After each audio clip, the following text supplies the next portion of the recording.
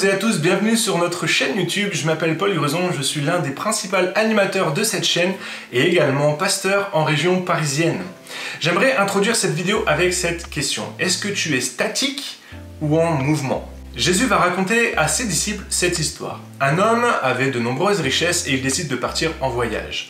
Il va rassembler quelques serviteurs et il va confier une partie de ses richesses à ses serviteurs. Au premier serviteur, il va confier 5 talents. Alors les talents, c'est pas des capacités, hein. Les talents là c'est de l'argent. Un talent représente environ une année de salaire, à peu près. Et donc au premier serviteur, il va confier 5 talents, au deuxième serviteur, il va confier 3 talents, et au dernier, il va n'en confier qu'un seul. Celui qui avait 5 talents va commencer à faire travailler l'argent qu'il avait reçu. Il va acheter, vendre, commercer, échanger, et avec les 5 talents, il va produire 5 autres talents. Celui qui avait reçu 3 talents va faire la même chose, il va commencer à échanger, partager, négocier, vendre, commercer, et il va produire 3 autres talents. En revanche, celui qui n'avait reçu qu'un seul talent va prendre peur et il va aller cacher son talent. Lorsque le maître revient de son voyage, il va commencer à vouloir faire le tour des serviteurs et faire le bilan de ce que les serviteurs ont fait pendant son voyage.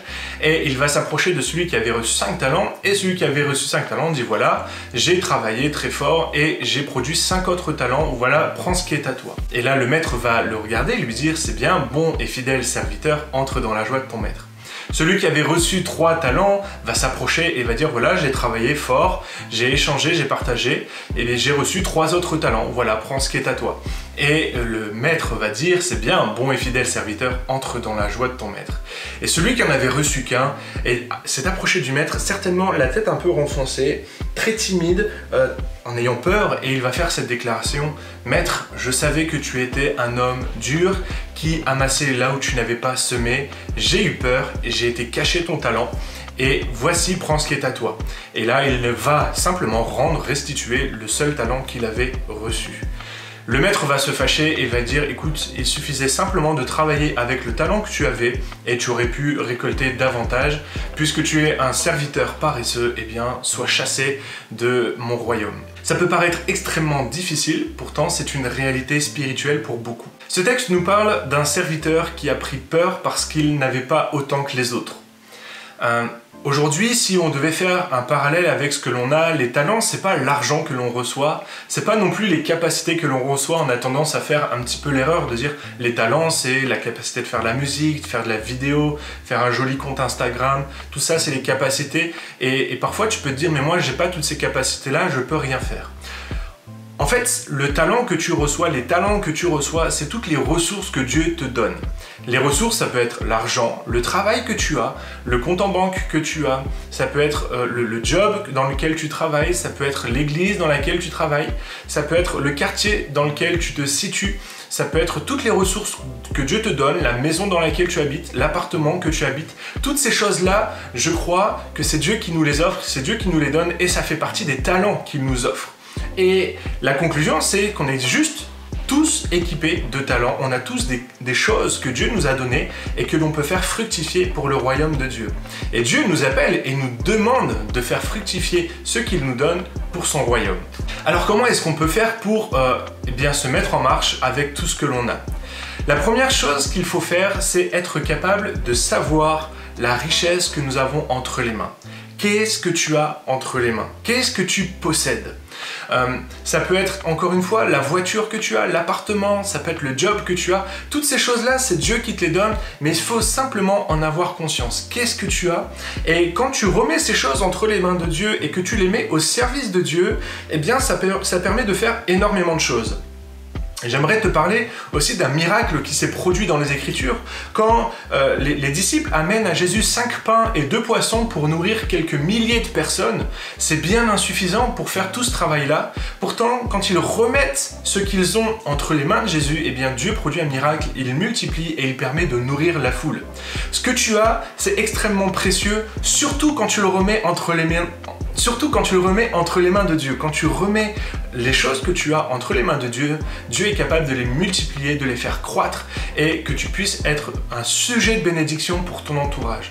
Donc la première chose que tu as à faire, c'est de regarder qu'est-ce que j'ai entre les mains et puis eh bien, de le mettre au service de Dieu. La deuxième chose, c'est d'arrêter de regarder ce que les autres ont. Je pense que l'erreur qu'a pu faire ce serviteur qui n'avait qu'un talent, c'est de regarder celui qui en avait 3 et celui qui en avait 5 en disant « mais moi j'ai moins qu'eux ». Et peut-être que c'est ton cas aujourd'hui, tu regardes des serviteurs, tu regardes mes vidéos, puis tu te dis « bah ouais, mais moi j'ai pas son talent, j'ai pas sa capacité à faire des vidéos ». Ou alors tu regardes les grands orateurs et tu te dis « mais moi j'ai pas leur facilité à s'exprimer en public ». Tu regardes les musiciens, tu regardes les chanteurs et tu dis mais moi j'ai pas tous ces dons, j'ai pas tous ces talents, j'ai pas toutes ces ressources, et tu commences à te comparer aux autres, et puis en te comparant aux autres, eh bien, tu oublies ce que tu as entre les mains. Je te rappelle encore une fois que ce que tu as entre les mains est très précieux, c'est certes très différent de ce que les autres ont, ça n'est pas la même chose, ce n'est pas suffisant, mais ce que tu as, c'est une richesse extraordinaire. Celui qui n'avait qu'un talent, c'était l'équivalent d'une année de salaire, c'était énorme, c'était très précieux. Arrête de te comparer aux autres, arrête de regarder ce que les autres ont et focalise-toi sur ce que Dieu t'a donné, parce qu'il va te rendre des comptes, il va te demander des comptes avec ce qu'il t'a donné. On voit que le maître ne reproche pas à celui qui avait reçu 3 talents, il ne lui reproche pas de ne pas en avoir eu 5. Avec les 3 talents que je t'ai donnés, tu as réussi à en produire 3 autres, c'est bien, bon et fidèle serviteur, c'est parfait, super, tu as fait un bon job. Je crois en un Dieu juste, et s'il te donne ces capacités-là, s'il te donne ces ressources-là, c'est qu'il te sait capable de les gérer et de les administrer. Alors arrête de regarder ce que les autres ont, focalise-toi sur ce que Dieu t'a donné et travaille avec ce que tu as entre les mains, et Dieu va multiplier, Dieu va faire croître. Et enfin, la dernière chose, c'est, eh bien, quand tu regardes le texte, on va focaliser sur celui qui en avait 3. Celui qui avait 3 talents, c'était moins que celui qui en avait 5. Concrètement, il aurait pu aussi dire, moi j'ai moins que lui, mais pourtant, il va travailler, il va se mettre en marche pour travailler avec ce qu'il a reçu, et à la fin de l'histoire, il a 6 talents. Et ce qui est assez drôle, c'est que ces 6 talents-là, c'est plus que ce que celui qui avait 5 talents avait au début de l'histoire.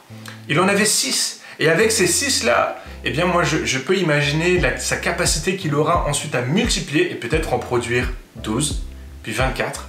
C'est cette capacité à multiplier. Quand Dieu te confie ses ressources, ses richesses, et qu'il les met entre tes mains et que tu es capable de bien les gérer, il multiplie et il te donne plus. D'ailleurs, à la fin de l'histoire, celui qui avait les 10 talents, celui qui avait réussi à bien administrer et à bien gérer, il va recevoir le talent de la personne qui était allée cacher son talent. Ce que j'aimerais que tu comprennes, c'est que Dieu va confier ses ressources à celui qui sait bien les gérer. J'aimerais vraiment t'encourager, sois un bon gestionnaire des ressources que tu as.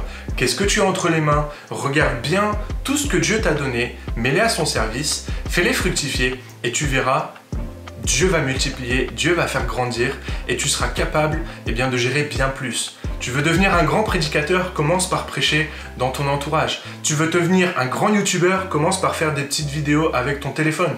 Tu veux devenir un grand écrivain, commence par écrire des blogs sur internet. Tu veux devenir un grand chanteur, commence par chanter à ton entourage. Bref, commence avec ce que tu as et ce que tu as entre les mains, Dieu va le faire grandir, Dieu va le multiplier.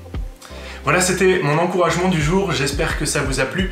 N'hésitez pas à vous abonner à la chaîne YouTube si ce n'est pas déjà fait, à nous rejoindre sur les réseaux sociaux. Mon épouse Emeline a ouvert son compte Instagram il y a quelques mois maintenant. Elle y partage des méditations et des réflexions bibliques et c'est vraiment chouette ce qu'elle fait. Donc je t'encourage vraiment à aller t'abonner à son compte Instagram que je mets dans la description. Et comme d'habitude, en attendant, lis ta Bible, médite-la et mets-la en pratique. Bye!